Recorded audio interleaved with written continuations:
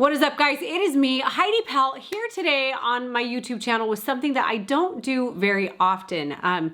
You're used to seeing me doing workout tips and nutrition things, recipes, all sorts of stuff like that. But today we're going to talk about something that is very near and dear to my heart. And actually I have a lot of experience with in my past. And that's limiting beliefs or limited beliefs and how they affect our lives. Guys, I'm telling you, it is unreal. When we don't believe we can do something, plain and simple, we will not put forth the effort to do it. We will not achieve it. It is true. Henry Ford says, whether you believe you can or you cannot, you are right. I actually think the quote is, whether you think you can or you cannot, you are right. Either way, both statements are absolutely correct, guys. If we believe something is true, that is the only way we will put forth the effort to get there. If we do not believe something is true, if we don't believe we are capable of something great, if we don't believe we can do something amazing in this world, if we don't believe in ourselves, the fact of the matter is we are never going to achieve that greatness. We're never going to get out of where it is that we are currently at. Now, just kind of tapping into my own history and where I've been in my life, guys, I really and truly was somebody who did not believe I was bound for anything great in this world. And I am not even kidding you. It's crazy for me to sit here now and to say this because I see all that I've accomplished. And I don't mean this at all in an egotistical or arrogant way, but I am super proud of the person that I've become and I'm still becoming. I'm proud of who I want to be someday and who I'm striving to be. And I also am sad for the girl that I was when I'm younger, up to, 20s, because I didn't believe. Now, granted, I still worked hard. I did make a lot of mistakes that held me back and limited where I could go. But speaking of belief itself and limited beliefs, I remember, for example, my first job outside of high school. Well, I should backpedal. My parents believed so much in me. And they were so great. My parents believed in themselves. My dad was this big, strong muscle man, like Mr. Clean looking with bald head and ripped and jacked and super successful. He was a self-made millionaire and really, really, really good to other people. It was like everything. He had the Midas touch. Every single thing he touched turned to gold. And my mom, same thing, just the most beautiful little Barbie girl who just loved my dad and loved her family, and everything she touched inside of the home turned to gold. And she believed that whatever she set her mind to, she could do. She was very qualified in a lot of different ways. And so I had two really great examples. And then add to it, I do think my parents put me in a lot of sports and a lot of different things. I had good grades. Left the house though, at 18. And I remember my first job out of my house was, I was a hostess at a local restaurant called Vito's Pizza. And as a hostess at Vito's Pizza, I remember thinking like, that was a big deal. Like I'm a hostess. And I felt like that was like the tip of my, like I didn't think past that. 18 years old, I didn't think I could be anything beyond it. In fact, I remember feeling inadequate for the job as a hostess. Now, nothing is wrong if anyone, like there's nothing wrong with being a hostess, but I remember thinking, this is all that I'm made for. To the point where I remember seeing the servers, the people that were dealing with managing orders and crying babies and upset customers. And I remember hearing that there was some like certification or something that they needed to get. I don't even remember what it was because I never got there. And I remember thinking, oh my gosh, like I'm not made to be a server. Like I'm not that good. I am meant to be here behind a counter, hosting people and sitting them down at their table. And it's so absurd for me to even sit here and say that because that is truly who I thought I was. I thought I was somebody who was just lucky to get any opportunity that came to them. And then whatever came, that was it. Like that was it. Like, okay, there was stuff, like there was a level higher. I didn't understand that I could pierce the ceiling and jump to the level up. I didn't know that because I didn't believe in myself. I didn't believe I could do it. And I didn't even know what, it's crazy to me. So over time, I actually had some really great mentors in my life, some people and some things that happened to me that showed me, hey, what could happen when you actually begin to believe in your capabilities and your abilities. And I got into real estate, which was great. I actually just as a front desk girl, and it was my boss there, her name was Karen, and she was probably the first person ever. So I left Vito's Pizza, worked in a call center for a minute, jumped from a call center to a front desk girl, because again, that's kind of where I thought I belonged. I didn't think I belonged anywhere else. And I remember Karen, who was a good family friend. I refused to work for my dad. I should point that out, because I remember thinking, if I work for my dad, everybody's gonna think he handed it to me, and so I don't want that. So I chose a mortgage company, worked at the front desk, and I was a hard worker. Like I said, in my box, I was the hardest worker always. Nobody could outwork me, nobody.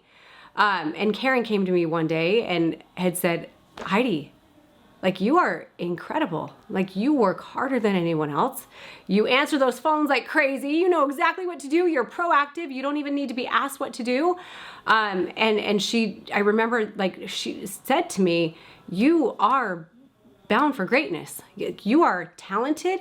You are brilliant. You are smart. Heidi, you can do whatever it is that you want to do. And I remember thinking, oh my gosh, wait, is she just saying this because she's being nice? But whatever it was, I remember that glimmer of hope, that belief that I didn't have in myself, that was given to me by somebody else. It planted a seed, whether I believed it or not.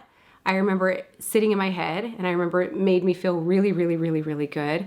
And that little bit of belief was what I needed to step a little bit further and to reach a little bit higher. And to, okay, wait, if she's saying I can do this, maybe I can. And I remember Karen just mentoring me and stretching me and helping me grow and show me. I have chills as I say this, because she truly is one of the people that changed my life and changed my idea of what I'm capable of, and helped me get rid of my limiting beliefs. And within a year, I was a loan processor, and then I was her personal assistant and a loan processor. Then I was doing my own home loans, and then I was on a roll. Like, once it hit, I'm like, oh my gosh, I'm gonna do my loans. Okay, I can go to auction, I can buy houses, I can remodel them. I don't need a boy, I don't need my brothers, I don't need my dad.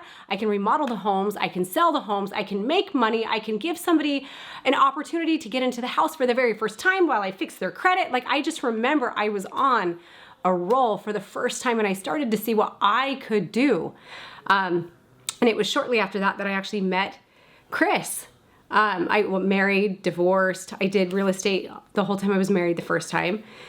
I met Chris after my divorce, and that was, I believed, again, I had my box. I had this box or circle, whatever you want to call it. My experience, a friend just taught this to me. What the heck? It's called my margin of experience, is what he taught me.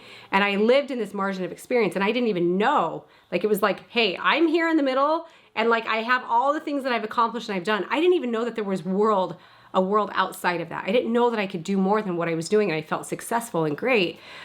So because I didn't know it, because I didn't believe it, I mean, I saw people, you know, multimillionaires, I saw people on TV, I saw doctors, I saw this, but again, I allowed myself to have beliefs that were limiting what I could accomplish.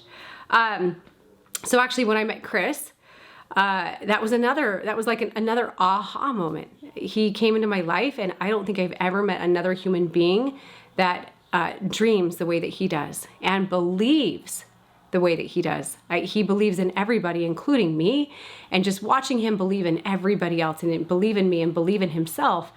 He never had to push me to do much. It was like, I just remember almost like a key. He like unlocked a part of me, and every single thing, I'm like, gosh, okay, wait, if I can do this, then what else can I do? And it builds this momentum. And before I knew it, like it took years, but 3, 4 years, 5 years into meeting him, he and I were co-hosts on a TV show, which was just so crazy to me, because it's so, and at that point I'm like, gosh, if I can do this, I can do anything. So it was like, the more I would accomplish, the more I knew I could believe, or the more I knew I believed in myself. But guys, it is a real thing. And I would say the one thing I pull a lot away from my marriage with Chris, but one of the biggest things I pull away from my relationship with Chris is, if you can dream it, you can do it. That's a Walt Disney quote, guys. And it really is amazing, and it's incredible, and it's so insanely true. But you can only do it if you believe it. And if you believe it, you will put forth the effort necessary to get to where you want to go. If you do not believe it, if you don't believe you can run a half marathon, but you're signing up for it anyway, but you're like, I really can't do this, you're not just magically gonna run the half marathon. You're not. What's gonna happen is deep down in your head, whether deep down or shallow, you don't believe you can do it. So you're not gonna find the training program. And even if you do, you're probably not gonna do the training because you're gonna look at it and say, oh, that's too much for me. You have to believe, even when goals seem so big and so unfathomable, you have to look at that unfathomable goal and say, okay, this is massive and it's scary and it's something I don't know if I can do, but I'm gonna believe it right now. I'm gonna throw out that doubt. I'm gonna tell myself I can freaking do it, because if you don't say you can do it, you will never, ever, ever put forth the effort to get to where you want to go.